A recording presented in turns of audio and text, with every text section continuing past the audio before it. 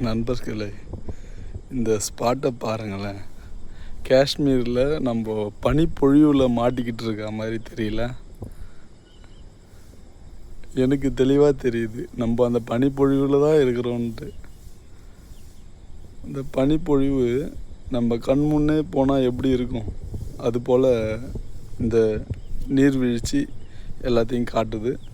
ஆனால் நம்ம இருக்கிறது காஷ்மீர்லாம் கிடையாது, தமிழ்நாட்டுக்குள்ளேயே தான் இருக்கோம். எவ்வளோ அழகாக இருக்குது பாருங்களேன். ஒரு ஒரு ட்ராப்ஸும் ஒவ்வொரு இந்த பறக்கக்கூடிய ஒவ்வொரு அந்த பனி சாரலும்.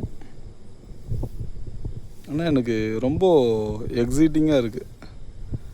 அந்த இடத்துக்கு தனியாக போய் தனியாக வீடியோ எடுத்து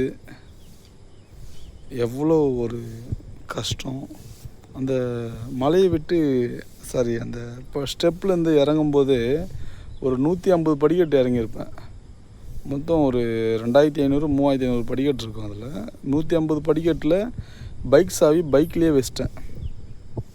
அச்சோ, நம்ம பைக் சாவி பைக்லேயே வச்சுட்டோமேன்னு தெரிஞ்சும் கையில் ஹெல்மெட் எடுத்துக்கின்னு ஜெர்க்கினை எடுத்துக்கின்னு மறுபடியும் மேலே ஏறி பைக் சாவி எடுத்துக்கின்னு மறுபடியும் இந்த பதிவிடுறதுக்கான காரணம் உங்களுக்காக தான். ஒரு லைக், ஒரு ஷேர், ஒரு சப்ஸ்கிரைப் ப்ளீஸ். உங்களுக்காக தான் இந்த வீடியோஸ், உங்களுக்காகவே.